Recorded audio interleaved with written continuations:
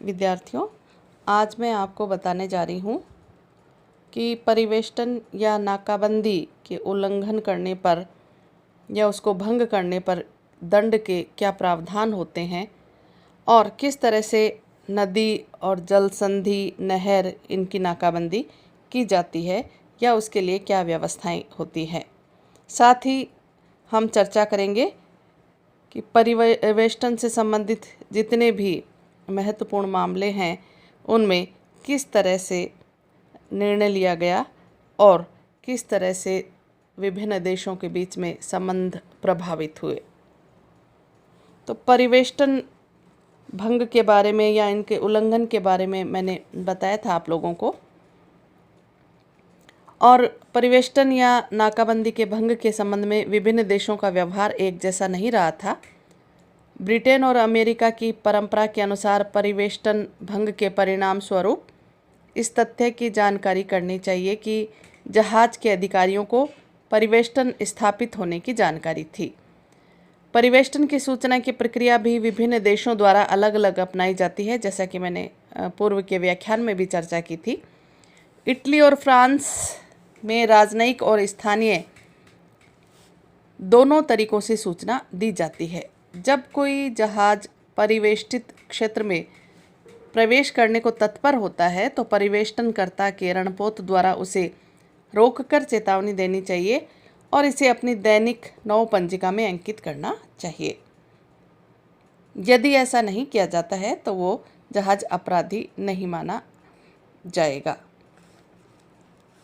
परिवेष्टन भंग का दंड या दंड की व्यवस्थाएं क्या है, इसके विचार मात्र ही राज्य को अपराधी नहीं बनाता, वरन इस अपराध का प्रमाणित होना परम आवश्यक है। लंदन घोषणा, जैसा कि मैंने बताया, 1909 के अनुसार नाकाबंदी भंग करने वाले जहाज को दंडनीय माना गया है और ऐसे जहाज पर लदा हुआ माल भी जब्त कर लिया जाता है। परिवेष्टन का उल्लंघन करने वाला जहाज अधिग्रहण न्यायालय के सम्मुख प्रस्तुत किया जाता है। जहाज के नाविकों को बंदी बनाना आवश्यक नहीं है। जब जहाज और उस पर लदे हुए माल का स्वामी एक होता है तो यह माल भी जब्त कर लिया जाता है। माल का स्वामी भिन्न होने पर उसे केवल तभी जब्त किया जाएगा जबकि उसके स्वामियों को माल लादते समय नाकाबंदी का ज्ञान रहा हो।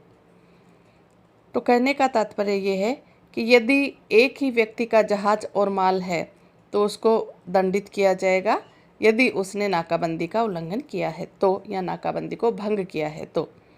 और यदि जहाज ऐसा है कि उस पर लदे हुए माल का मालिक कोई और हो तो उस माल को दंड की धारा में तभी माना जाएगा जब उस माल का मालिक जो होता है उसको पता हो कि यह नाकाबंदी वाले क्षेत्र में भेज रहा है। तो हम जैसे नदी की और जल संधि, नहर, इनकी नाकाबंदी की क्या व्यवस्थाएं हैं, किस तरह से की जाती है, इस पर चर्चा करेंगे।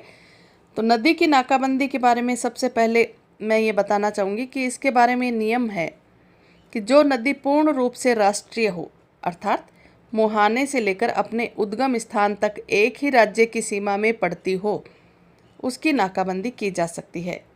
किंतु जो नदी दो राज्यों की सीमा है उसकी नाकाबंदी नहीं की जा सकती, ये ध्यान रहे आप लोगों को। अतः फ्रेंच जर्मन युद्ध के अवसर पर फ्रांस ने जर्मनी के समूचे समुद्र तट की नाकाबंदी नहीं की क्योंकि वह नदी डच राज्य के ग्रोनिंगेन प्रदेश को जर्मन राज्य से अलग करती थी। भिन्न भिन्न राज्यों की भूमि से होकर बहने वाली कतिपय नदियां अंतर्राष्ट्रीय नदियां समझी जाती है। डेन्यूब और राइन इसी प्रकार की नदियों के उदाहरण कहे जा सकते हैं। जल संधि की नाकाबंदी यानी जल डमरू मध्य स्ट्रेट, जिसको हम कहते हैं, कि नाकाबंदी के संबंध में नियम यह है कि जल डमरू मध्य की जो एक राज्य के दो भागों में विभाजित करती है और खुले समुद्र के दो हिस्सों को नहीं मिलाती, नाकाबंदी की जा सकती है। यदि कोई जल डमरू मध्य एक ही राज्य के दो भागों को विभाजित करने पर भी दो खुले समुद्रों को मिलाती हो तो उसकी नाकाबंदी की जा सकती है अथवा नहीं, ये आज भी विवादग्रस्त विषय है। डार्डन लीज और उससे संलग्न बॉस्फरस का संचालन 1936 के मॉन्ट्रैक्ट के अभिसमय के अनुच्छेद 4.6 और 19.21 के अनुसार होता है। जो राज्य उपयुक्त चार्टर स्वीकृति में सम्मिलित हुए वे तटावरोध नहीं कर सकते। दो राज्यों को विभक्त करने वाले जल डमरू मध्य के संबंध में भी अभी कोई नियम सर्वमान्य नहीं हुआ है। फिर हम बात करते हैं नहर की नाकाबंदी। जो नहर सिर्फ एक राज्य में बहती है उसकी नाकाबंदी जिस प्रकार नदी के मुहाने की नाकाबंदी होती है उसी प्रकार होती है। जो नहर समुद्र के भिन्न भागों को मिलाती है उसके संबंध में विशेष नियम बने हुए हैं। अतः स्वेज नहर और पनामा नहर की नाकाबंदी अनियमित होगी। अंतर्राष्ट्रीय न्यायालय द्वारा कील नहर को दो समुद्रों को मिलाने वाली घोषित किया गया, तथापि वर्साई की संधि के अनुसार भी नाकाबंदी की दृष्टि से उसका स्थान अब तक अनिश्चित है। परिवेष्टन या नाकाबंदी के मामले में कुछ महत्वपूर्ण मामले हैं जिनकी हम चर्चा करेंगे। जैसे फ्रांसिस का विवाद। फ्रांसिस का एक डेनिश पोत था। जब यह रीगा जा रहा था तो इसे एक ब्रिटिश क्रूजर ने पकड़ लिया। इस समय रूस के विरुद्ध किए गए क्रीमिया युद्ध में ब्रिटेन ने रीगा नामक बंदरगाह का परिवेष्टन कर दिया। पोत के मालिकों का कहना था कि नाकाबंदी तोड़ना उनका लक्ष्य नहीं था। इस मामले में परिवेष्टन स्थान की अनभिज्ञता का तर्क अनुपयुक्त माना गया, क्योंकि जहाज के कप्तान को परिवेष्टन की सूचना उसी समय हो गई थी जबकि जहाज पिछले बंदरगाह से आगे बढ़ा था। इसी तरह फ्रेडरिक मोल्के का विवाद। यह एक डेनिश जहाज था। इसे एक ब्रिटिश पोत द्वारा उस समय बंदी बना लिया गया जब यह हैसर नामक बंदरगाह से गुजर रहा था। इस बंदरगाह का परिवेष्टन ब्रिटेन द्वारा किया गया था और डेनमार्क का पोत तटस्थ था और उसका वास्तविक गंतव्य हेवर था, किंतु प्रकट रूप से उसे कोपनहेगन के रूप में बुक किया गया था। लॉर्ड स्टोवेल द्वारा उस पोत एवं बेड़े की निंदा की गई क्योंकि पोत को परिवेष्टन के अस्तित्व की जानकारी दे दी गई थी। तो इसी तरह से और भी बहुत सारे, जैसे जमोरा है, बेटसी है, ल्यूनारा है, इन सब का उदाहरण हमें देखने को मिलता है। और परिवेष्टन का नवीनतम उदाहरण हम फाकलैंड की लड़ाई में 8 अप्रैल 1982 को ब्रिटेन द्वारा फाकलैंड द्वीप समूह के चारों ओर 200 मील के क्षेत्र में नौसैनिक घेराबंदी की घोषणा की। इसके अनुसार इस सीमा के भीतर आने वाले अर्जेंटीनी सैनिक पोतों को ब्रिटिश रणपोत नष्ट कर सकते थे। फिर एक होता है लंबी दूरी का परिवेष्टन। प्रथम विश्व युद्ध से पूर्व किए जाने वाली परिवेष्टन में शत्रु के बंदरगाह और समुद्र तट के समीप जंगी जहाज़ों का घेरा डालकर उसमें घेर लिया जाता था।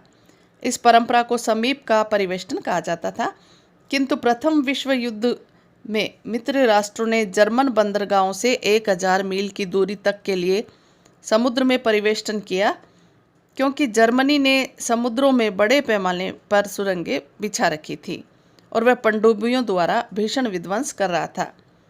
इसलिए सन 1915 में जर्मनी ने ब्रिटिश द्वीप समूह के चारों ओर स्थित समुद्र को युद्ध क्षेत्र घोषित कर दिया और उसने कहा कि इस क्षेत्र में जाने वाले शत्रु के समस्त पोतों को नष्ट कर दिया जाएगा और इससे तटस्थ जहाज भी संकट में पड़ गए। ब्रिटेन ने प्रतिकार के रूप में यह घोषणा की कि वह अपने मित्र राष्ट्रों के साथ मिलकर प्रयास करेगा कि जर्मनी को किसी वस्तु का आयात निर्यात न हो सके। ब्रिटिश विदेश मंत्री ने कहा कि ब्रिटिश बेड़े ने एक ऐसे परिवेष्टन की स्थापना की है जिसमें जर्मनी को आने जाने वाले समुद्री मार्ग पर लड़ाकू जहाज़ों के घेरे द्वारा नियंत्रण बड़े प्रभावशाली ढंग से हो रहा है।